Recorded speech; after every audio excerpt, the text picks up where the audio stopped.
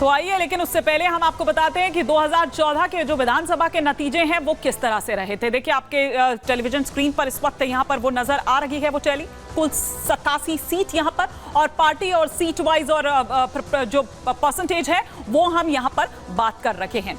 अब परिसीमन के बाद समीकरण बदल गए हैं, लेकिन परिसीमन से पहले की जो तस्वीर है वो हम आपको यहाँ पर दिखा रहे हैं। पीडीपी को उस वक्त कितनी मिली थी? 28 सीटें मिली थी। बीजेपी की बात करें तो बीजेपी को माफ कीजिए 25% जो है वो, ये इधर वोट परसेंट आप देख रहे हैं और इधर सीट आप यहाँ पर देख रहे हैं कि कितनी मिली। नेशनल कॉन्फ्रेंस की अगर बात करें तो 15 सीट उसको मिली, कांग्रेस के खाते में 12 सीट आई थी। वहीं अगर हम और दूसरी पार्टी की बात करें तो उनको 5 सीट मिली थी। लेकिन यहाँ वोटिंग परसेंटेज भी आप साथ साथ यहाँ पर देख पा रहे हैं कि पीडीपी को कितना मिला, बीजेपी को कितना मिला, एनसी, कांग्रेस, पीसी और अदर्स पार्टी को कितना वोट परसेंटेज जो है वो मिला। आप यहाँ पर पीडीपी और अगर बीजेपी के वोट परसेंटेज को देखेंगे तो देखिए कितना फर्क है यहाँ पर पॉइंट का। अगर आप उसके बाद का स्थिति वहां पर देखें, 22.67% वोट 28 सीट पीडीपी की थी, लेकिन उसको वोट परसेंटेज में अगर आप कन्वर्ट करें तो 22.67% वोट उसको पीडीपी को मिला था। बीजेपी 25 सीट थी,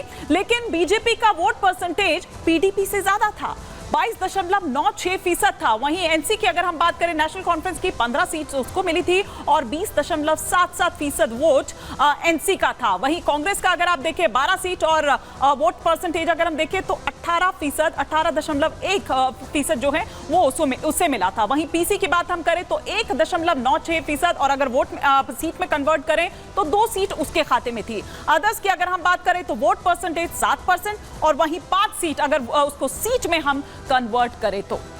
मतदाता अब करेंगे भाग्य का फैसला और वो अपनी सरकार चुनेंगे। कुल मतदाताओं की अगर हम बात करें तो 87.9 लाख जो मतदाता हैं वो हैं। अब इनमें पुरुष मतदाता कितने हैं? 44,46,000 पुरुष मतदाता है। महिला मतदाताओं की अगर बात करें तो 42,62,000 महिला मतदाता हैं। नए मतदाता भी जुड़े हैं, उनकी संख्या कितनी है? 7,37,000। तो मतदाता करेंगे भाग्य का फैसला।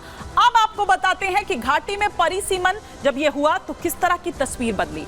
अभी जो हम नतीजे आपको दिखा रहे थे 2014 के, वो परिसीमन से पहले के दिखा रहे थे। अब परिसीमन के बाद कि हम आपको यहाँ पर दोनों ही स्थिति जो है वो आपको दिखा रहे हैं। देखिए जम्मू डिवीजन की अगर बात करें, देखिए यहाँ पर 6 सीटों का इजाफा हुआ है, 6 सीटें यहाँ पर बढ़ी है। परिसीमन के पहले कितनी थी? 37 सीटें थी। अब परिसीमन के बाद यहाँ पर कितनी हो गई है? 43 सीटें हो गई है। और देखिए ये माना जा रहा है क्योंकि जम्मू हिंदू बाहुल्य जो है जम्मू है, तो इसका जो फायदा है वो बीजेपी को मिलेगा, ये ऐसा माना जा रहा है। ये इस तरह की जो बातें हैं वो कही जा रही है। चूंकि कश्मीर की अगर बात करें तो वो मुस्लिम बाहुल्य है, तो ऐसे में वहां पर जो जोर पार्टीज लगाती थी, अब वैसा ही, चूंकि जम्मू संभाग में बढ़ गई है सीट्स, तो अब वैसा ही जोर वहां जम्मू संभाग में भी लगाना होगा। लेकिन कश्मीर की अगर हम बात करें, परिसीमन के पहले 46 सीटें थी, परिसीमन के बाद वहां क्या स्थिति है? 47 सीटें हो गई है। तो ये तस्वीर हम आपको दिखा रहे हैं परिसीमन के पहले की और परिसीमन के बाद की। कुल अगर हम सीटों की बात करें तो परिसीमन से पहले 83 सीटें थी, परिसीमन के बाद 90 सीटें। लेकिन अब आइए हम आपको बताते हैं जम्मू कश्मीर के चुनावी मुद्दे क्या है। सबसे पहला मुद्दा जिससे आप ये देखिए कि किस तरह से वहां पर उससे परेशान वो है आतंकवाद। सबसे बड़ा अगर मुद्दा की हम यहां पर बात करें। दूसरा मुद्दा घाटी की सुरक्षा से जुड़ा हुआ है। तीसरा मुद्दा युवाओं को रोजगार। चौथा मुद्दा विकास योजनाएं, आखिर वो क्या है जो चलाई जा रही है, या इससे पहले अगर कुछ ऐसा है तो उसका क्या फायदा मिला। ये तमाम मुद्दे हैं। राज्य के दर्जे को लेकर, आर्टिकल 370, 35A को लेकर, ये वो तमाम मुद्दे जम्मू कश्मीर के होंगे। तो ये देखना होगा कि किस बहुत दिलचस्प देखिए ये चुनाव होने वाला है। तो ये हमने आपको बताया कि किस तरह से समीकरण अब यहां पर बदले हैं। अब 10 साल बाद कितने हालात बदले हैं ये भी आपको फटाफट बता देते हैं। 5 अगस्त 2019 से जम्मू कश्मीर में कई बदलाव हुए हैं। जम्मू कश्मीर 2 हिस्सों में बंट गया। पहला हिस्सा जम्मू कश्मीर, दूसरा हिस्सा लद्दाख। जम्मू कश्मीर में विधानसभा चुनाव होंगे, लद्दाख केंद्र शासित प्रदेश बन गया है। जम्मू कश्मीर सरकार के पास पहले जैसी शक्तियां नहीं, बल्कि पहले चुनी हुई सरकार जम्मू कश्मीर में थी और सब कुछ उसमें था। अब जम्मू कश्मीर में एलजी सबसे ऊपर होंगे, फिर पुलिस, जमीन, पब्लिक ऑर्डर पर एलजी का अधिकार होगा और बाकी सभी मामलों में चुनी हुई सरकार फैसला लेगी। सरकार के फैसलों में एलजी की मंजूरी जरूरी होगी। तो ये हमने आपको सिलसिलेवार तरीके से यहां पर बता दिया है। अब 10 साल में ये कितने बदलाव हुए हैं और किस तरह से क्या किसको फायदा इसका होगा, ये हम एक रिपोर्ट के जरिए आपको बता रहे हैं।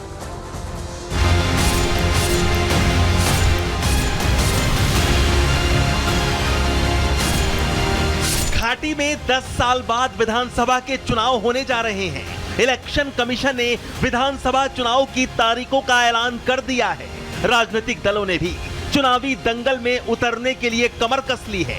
लेकिन इस बार जम्मू कश्मीर में विधानसभा चुनाव 2014 के चुनावों से पूरी तरह अलग होगा। घाटी में परिसीमन के बाद सीटों का समीकरण पूरी तरह बदला हुआ है। जम्मू जहां हिंदू बाहुल्य इलाका है, वहीं कश्मीर को मुस्लिम बाहुल्य माना जाता है। परिसीमन से पहले जम्मू में 37 और कश्मीर में 46 सीटें थी, जिसके चलते कश्मीर में बेहतर प्रदर्शन करने के बाद सरकार बनाना आसान हो जाता था। लेकिन परिसीमन के बाद सीटों का गणित पूरी तरह से बदल गया है। इस बार के विधानसभा चुनावों में जम्मू में 43 और कश्मीर की 47 सीटों पर चुनाव होगा। यानी अब कश्मीर के साथ साथ सभी पार्टियों को जम्मू में भी पूरी ताकत झोंकनी होगी। 2014 के चुनावी नतीजों पर नजर डालें तो बीजेपी ने जम्मू की 37 में से 25 सीटों पर जीत दर्ज की थी। हाल ही में हुए लोकसभा चुनाव में भी बीजेपी ने जम्मू और उधमपुर सीट जीतकर अपने दबदबे को कायम रखा है। जम्मू संभाग में 6 सीटें बढ़ी हैं। ऐसे में माना जा रहा है कि हिंदुओं की आबादी और सीटों का बढ़ना बीजेपी के लिए अच्छे संकेत हैं। तारीखों का जो ऐलान किया है वो स्वागत योग्य है। चुनाव ये कोई स्वतंत्र संस्था है। डेट्स अनाउंस करना, चुनाव कब होगा, चुनाव कैसे होगा, कहां पर होगा, कहां बूथ बनेगा, ये उसका अधिकार क्षेत्र है। और मैं एक जिम्मेवार राजनीतिक दल होने के नाते भारतीय जनता पार्टी चुनाव आयोग का स्वागत करती है और देश के आदरणीय प्रधानमंत्री श्री नरेंद्र मोदी जी के सशक्त नेतृत्व एवं देश के माननीय गृह मंत्री अमित शाह की दूरदर्शी सोच के चलते आज जम्मू कश्मीर से धारा 370 की बेड़ियों से मुक्ति मिली है। जम्मू पर वार हुआ था, दोनों हाथों के नाखून टूटे पाए गए।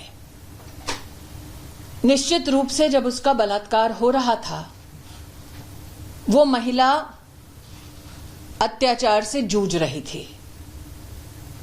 सवाल ये उठता है कि क्या किसी ने उस फ्लोर पर उस महिला के चिल्लाने की आवाज को नहीं सुना?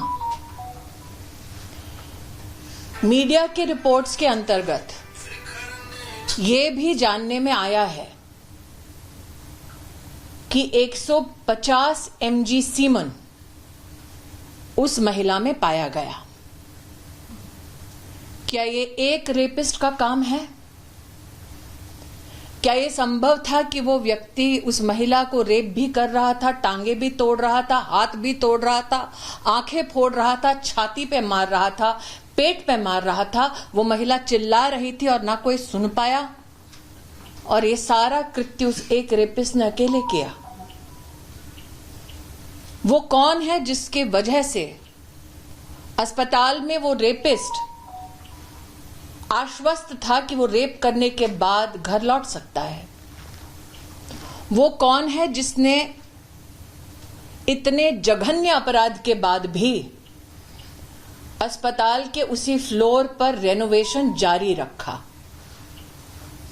क्राइम सीन कितना बड़ा है, अस्पताल में ये किसने डिसीजन लिया? वो कौन है पुलिस में जिसने इस महिला के माता पिता को फोन कर कर ये कहा कि लड़की ने आत्महत्या की है? उस ऑफिसर के खिलाफ अब तक क्या कार्रवाई हुई है? उस ऑफिसर को किसने निर्देश दिया, इंस्ट्रक्शन दिया कि वो लड़की के माता पिता को ये कहें कि सुसाइड हुआ है?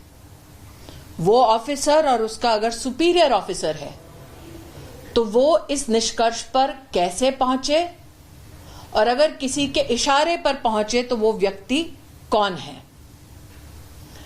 सवाल यह भी उठता है कि रेपिस्ट निश्चिंत है, लेकिन